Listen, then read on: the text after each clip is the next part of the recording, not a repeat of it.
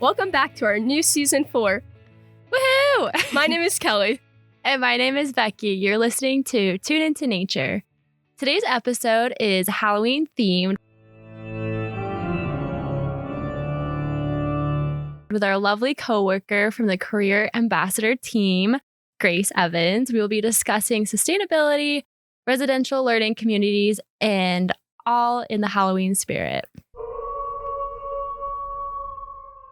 Without further ado, Grace, would you mind introducing yourself and telling us a little bit about your involvement at CSU? And thank you guys for having me on Tune Into Nature. So excited. Yes, hello, my name is Grace Evans. My pronouns are she, her, hers. I'm a third year HDNR major with a minor in global environmental sustainability and maybe sociology. We'll see. But yeah, Warner College. Warner College is amazing, and I was really hooked on both the programs and the college itself in terms of how much they have to offer with getting students engaged and connected with opportunities with the environment and just around environment essentially. And that can be in so many different forms. So I think that was the major thing, and just the community. My gosh, like it's awesome there, and it just feels like a family more than anything. So That's awesome. Well, since you've clearly gotten involved in a lot of things, what got you to Warner College originally? Why did you choose? What's your Warner why? Yeah, Warner why? Ah, gosh, there's so many reasons, to be honest. I think the community aspect was a really big one. And obviously I'm very biased, but I think compared to a lot of the other colleges that I've toured when I was, incoming freshman, Warner just provided like this sense of family and community that I'd seen like no other college. Yeah, and I've just met so many amazing people. And so I think it's just like that form of making those connections and like having that community is just amazing and super welcoming. So I love that. I also think that Warner's community is pretty special, but I might be a little biased. So you mentioned that you're an HDNR major. What kind of drew you towards that? And what's your favorite thing about HDNR?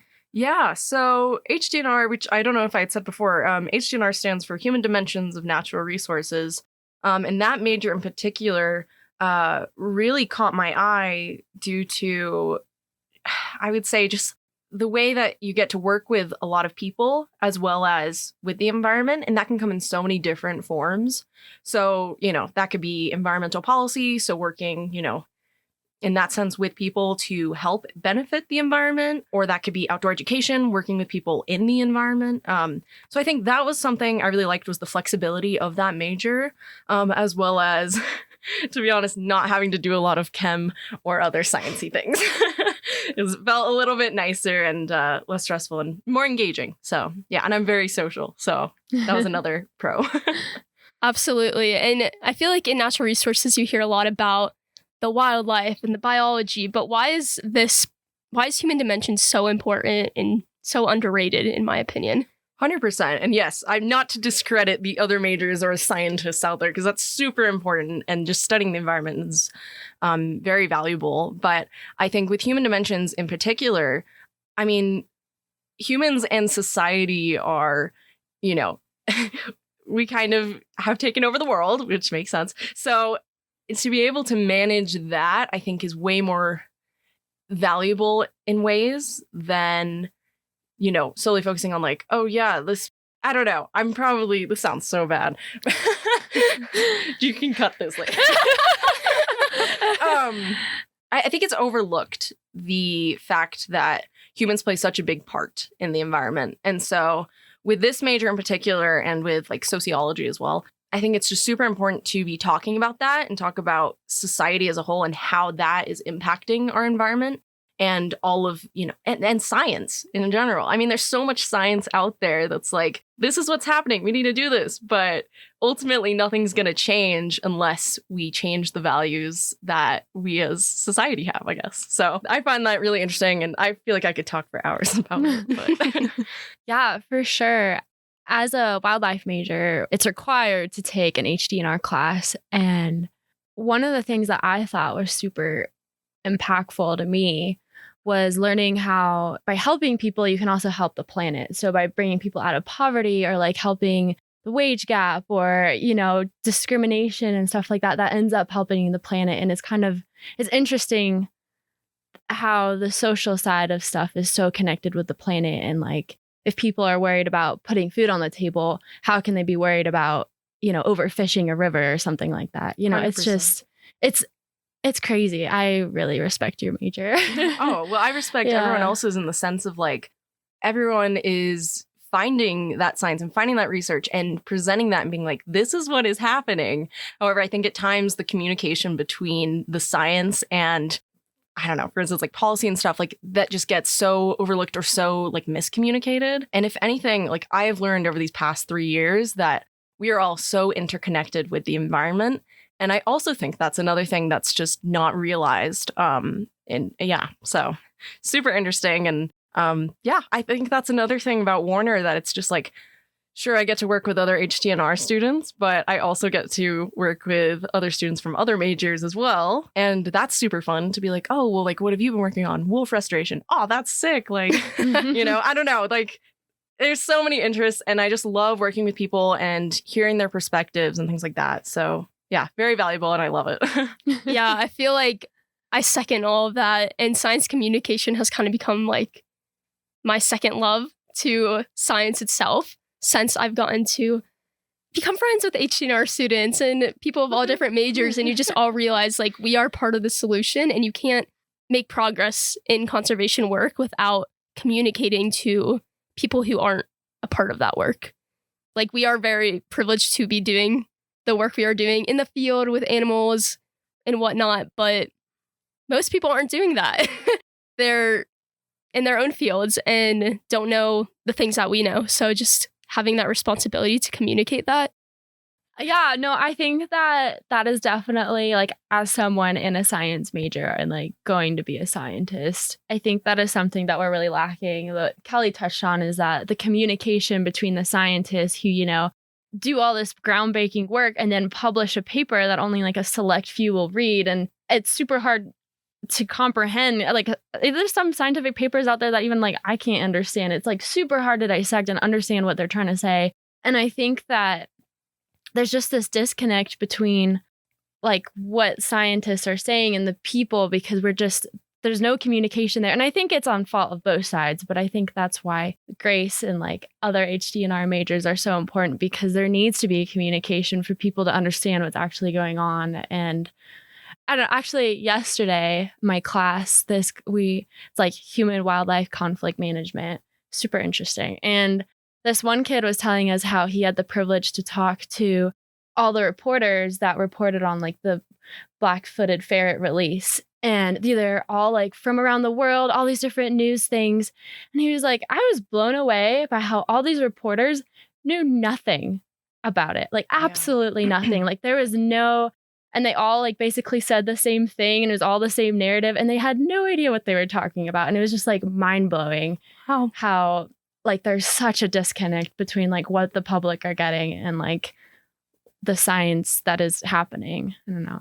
That's 100%. My tangent. Yeah, no. It's so important. And I think it just has been frustrating more and more to like hear about those things. And I'm like, gosh darn it. Like, that's okay. That's like the goal after college. I'll be like there to be like, no, this is what's, help clear up any miscommunication, I guess. So definitely. Well, you're obviously really passionate about this work. So kind of switching gears, what does natural resources sustainability mean to you?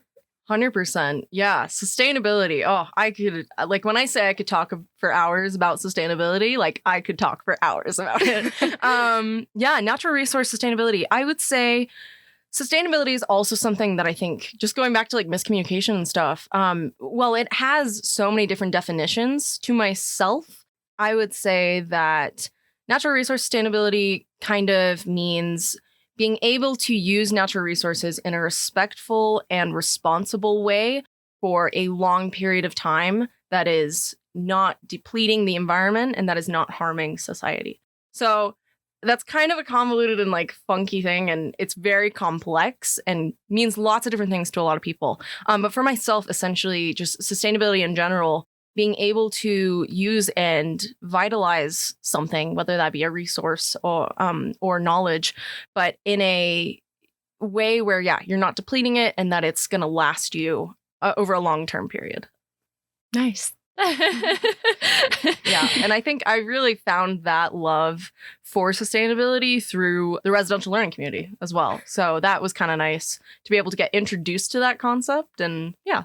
Well, let's touch on that a little bit more on the residential learning community. Would you talk a little bit more about your experience with that? And I know you kind of mentioned it already, but like how that got you more involved in Warner and HDNR, and you're in the sustainability club. So, 100%. Yeah.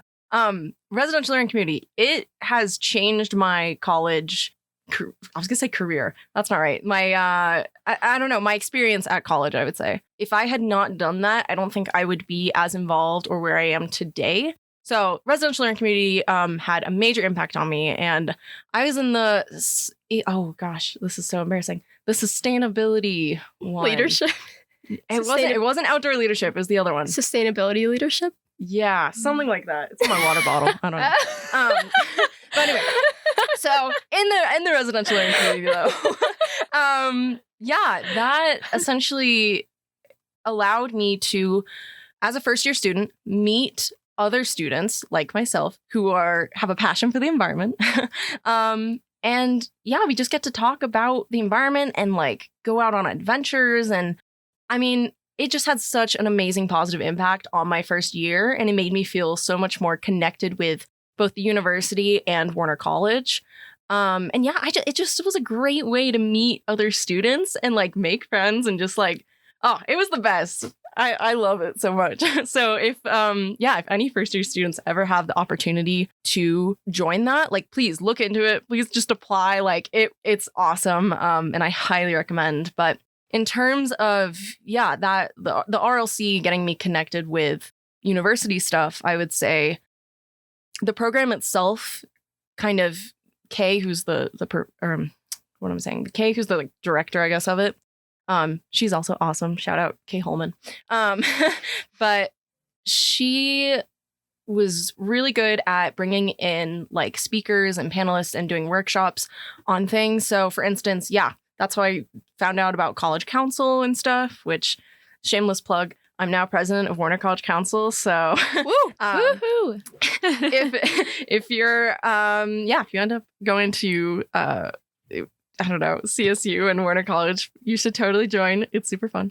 But finding out about those opportunities was super cool. And especially, the Student Sustainability Center and Club is another awesome, I would say, connection that I made in terms of, that's a thing out there.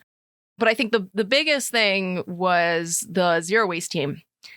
That changed my whole college life so far with my 3 years here. I knew I had a passion for sustainability and especially waste reduction. And so finding out that Colorado State University does recycling and composting was another awesome thing that I hadn't seen from any other colleges and universities that I had toured. And then to then find out even further that there's a club called Zero Waste Club, also part of Warner, that goes through and makes sure that they divert the waste. They make sure the waste is getting composted and recycled where necessary and when it can be. And I just think it's awesome, and it's great work for the environment and just sustainability in general. And like I said, we could talk about that for for hours as well. There's just so many opportunities, and even being, now after COVID, especially third year student, like just the more connections every day, and it's just fantastic. So lots of involvement opportunities.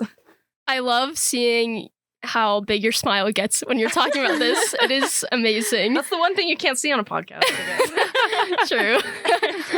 Can you touch a little bit on the actual activities you get to do in some of these organizations, like Zero Waste? You talk about diverting trash and stuff, but maybe also about College Council and the leadership opportunities there. 100%. Yeah. Just going back to Zero Waste Club, that provides so many opportunities, like I mentioned previously, with diverting waste. So essentially, I think our big projects that we end up doing throughout the year are we will go to the massive football games, some of the volleyball games and basketball games on CSU's campus. And we will go around and we will go through the trash. So yeah, you can't be afraid to get dirty. Essentially, that's kind of one of our mottos in the club. And yeah, we go through the trash and we sort through and we compost and recycle items and yeah, try to divert as much waste from the landfill as we can. So yeah, that's kind of our big event stuff. And recently we've also been able to get paid for that, which is super awesome through facilities. So yeah, that's like our big project throughout the year. Otherwise, we also do like mending workshops and we do a lot of collaboration, I guess, as well. Through, with like the SSE, especially this year, we've been doing a lot. And yeah, Student Sustainability Center as well. I think it focuses on larger scale projects. So yeah, with Zero Waste, it's kind of like, divert the waste and like work on things. Like I know Zero Waste, for instance, and the SSE are teaming up to try to do, and hopefully, I'm pretty sure they're teaming up, to do a like e-waste recycling program, which is super awesome. E-waste is referring to electronic waste. So if you've got a phone that doesn't work, instead of throwing it in the landfill, you can take it to a place to get recycled and reused, which is super cool, and not something that's widely known or available to a lot of communities, let alone CSU and Fort Collins. So yeah, we're trying to get that going. But otherwise, Student Sustainability Club and Center, they do a lot of larger sustainability projects related to on-campus stuff, as well as like Fort Collins community things. So I know they do lots of tours. For instance, they'll tour like New Belgium Brewery, which is super cool, very sustainable brewery, and super cool if you're also 21, because then you get to go on the tour and drink a little, which is super cool. But yeah, so they do tours in that sense, and like will provide students opportunities to get more involved within the community. And then otherwise, in terms of collaboration with the SSE, or Student Sustainability Center, I keep forgetting to abbreviate because there's so many SSEs around campus. But yeah, SSE and College Council, this year we've been collaborating to try to get this Ecosia web browser, which if you guys haven't heard of, essentially whenever you do a search, it will take that like ad revenue and it will apply it to conservation projects around the world, which is awesome. And there's like a little tree icon. Have you guys heard of it? No, I've not heard of that. Oh my gosh. Yeah. It's so cool. It's awesome. Get it on your phone, get it on your laptop, all the stuff. But yeah, they're an amazing organization. And yes, we're trying to implement that right now in the Warner College of Natural Resources. It's just kind of trying to get Warner more sustainable, more eco-friendly. So that's kind of our goal right now. And then we hope to kind of take that university-wide. So through like the Morgan Library, through all of the other colleges as well. But so that's just another collaboration that we've been working on. Yeah, otherwise, to sum it up, College Council, Warner College Council in general, also does a lot of collaboration. And this is my first year as president in this role. So I'm still trying to figure out everything and try to offer opportunities. Essentially, I wanted the club to, one, represent Warner. So one of our slogans is like, we are the voice of Warner. So we as a student body will represent the college and we work on different projects and collaborate with other student orgs, such as the SSE and Zero Waste and Ornithology Club, for instance, and ASCSU. So just to name a couple that have been happening this year. But yeah, so I try to do a lot of collaboration with them, as well as provide meetings and events just to like talk about, okay, what do we want to see from the college? What do we want to improve? Like, who do you want to hear from speaker wise? And so, yeah, and on offering, different speakers like Ricky Frierson from the DEI department within Warner. He's awesome. Every workshop I've been to, my mind has just been like blown away. So, yeah, it's super fun. No, that was some really awesome information. I had no idea about that web browser. Ecosia? Yeah, Ecosia. Definitely check it out. It's It's amazing. And there's like this little tree icon that will pop up and it shows you how many trees you've planted from how many searches you've done, more or less. So it's like Google, but yeah. But with Google, they're getting the ad revenue, where with Ecosia, okay, they're going to be getting the ad revenue, but then they're taking that money and applying it to conservation projects to plant trees, more or less, but also to support other projects as well. So definitely highly check them out. And then, hopefully we'll see more progress on that project within Warner College and getting that applied to. Oh, I don't know if I mentioned that. Yeah, we're essentially trying to get the Ecosia web browser. Yeah, there you go, Kelly. Oh, there it is. Yeah. I just did a quick search and you can add it to your Chrome extension. 100%. So it's super easy. I literally just did it in 2 seconds. Yay! Oh, I'm so glad. Yeah, super easy. So we're trying to get that, added on to like Safari, Chrome, Firefox, all of those. So that, whenever students in Warner use the desktop computers, they're going to be helping out Ecosia and planting trees and being eco-friendly. Oh, it's awesome. Oh, I love that. You're doing such great stuff. I'm so proud of you. Well, I wouldn't be doing it if I didn't have the support and help with like the SSE. Like, I'm not trying to take credit here. I'm just here to be like, yeah, Warner, woo, let's go college. Let's be eco-friendly. Aren't we all?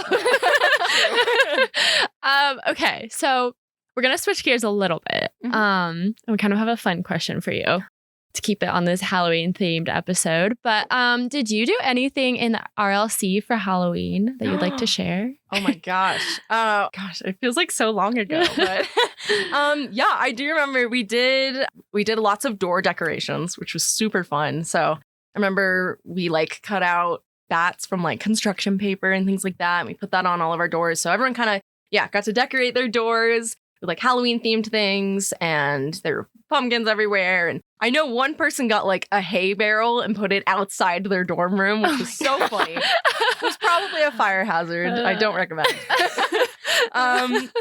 So that was super fun just in general to be like, see everyone's door and how spooky that is. And I think we attempted to do like a trick-or-treating around the hall. It's just so funny now thinking back on it, because the residential learning community in Summit, we were like the only hall that was like loud and like active, which makes sense. Like, we're Warner College. But so we tried to do like a trick-or-treating thing. Like I remember I bought candy and was like passing that out to everyone. So I think that was like the basics of it. But otherwise, I know off campus went to a corn maze and did like pumpkin patch stuff, which was super fun from a couple of friends I met in that hall. But lots of spooky things. I love hearing about Halloween decorations. It's borderline my favorite holiday. I put spider webs up in my house in the kitchen, and it's a vibe. Oh, I'm so happy. I know Halloween is the best. I love it. Kelly loves Halloween. I do. Might take you up on that pumpkin patch. You all want to go after this? I'm going this weekend, so if you guys want to go. Say less, Grace. Yeah. Say less. Say less. But I'd be down.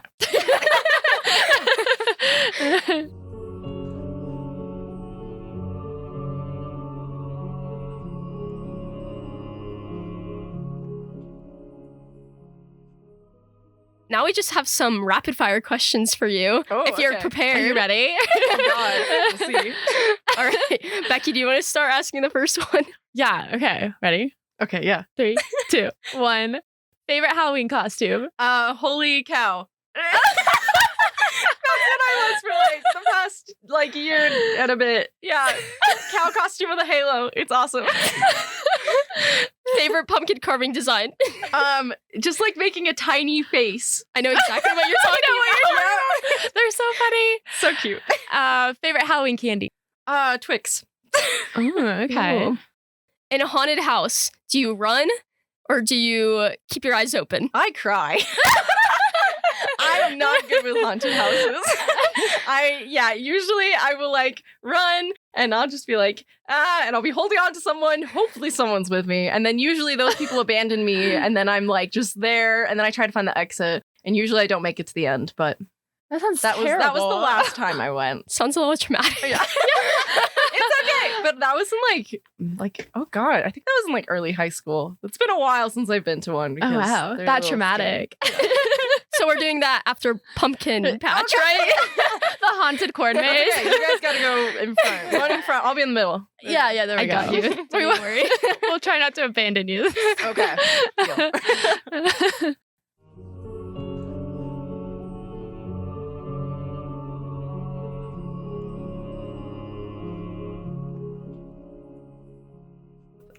Just to throw out a couple Halloween tips and tricks for having like a eco-friendly, sustainable Halloween, however you want to phrase it. But I would say one, in terms of costumes, I know for the past year, I was like, oh, making my own costume. This sounds interesting and fun. It's not something I've ever done before. Yeah, so I ended up making my own costume. It's awesome and I love it, which is the Holy Cow one. Yeah, I would highly recommend if you're able to, just like, yeah, make your own costume, do that up. And if not, you can also, I highly recommend going thrift shopping as well. And some of the thrift stores that I like to go to in Fort Collins include Eco Thrift, Art. Those are kind of the top two I like to go to, but there are a bunch of others in Old Town. But they always have a bunch of cool Halloween stuff. So highly checking those out and just thrift shopping. You'll hear me talk a lot about that as well. In terms of candy as well, I would say if you're able to, you know, at home, just making your own candy, not necessarily giving it out to people because that seems a little sus, but yeah, making your own candy. Like I know my roommate makes their own Twix bars, so yeah, Wow, things like that. cool. But yeah, the costume thing is probably the biggest one, and yeah, just really trying to avoid buying from those, you know, pre-made. Like I try to go to thrift stores and making your own. It's way more fun too. Agreed. So Yeah.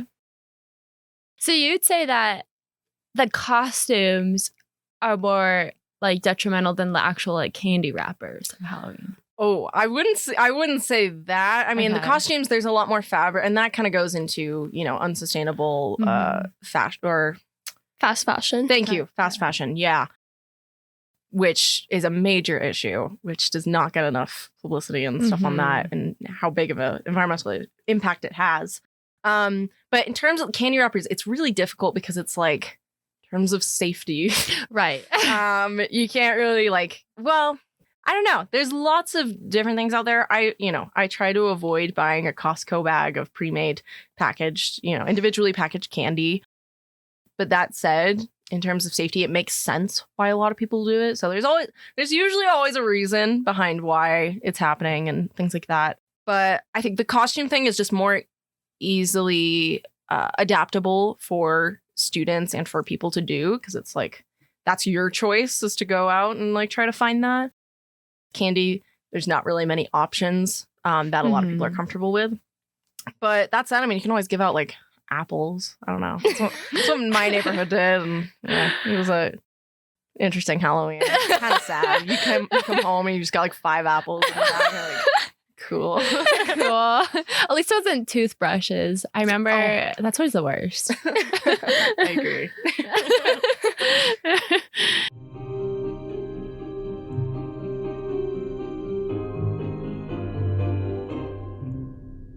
To sum it up, I would highly recommend checking out. These are just the organizations and clubs that I've been working with.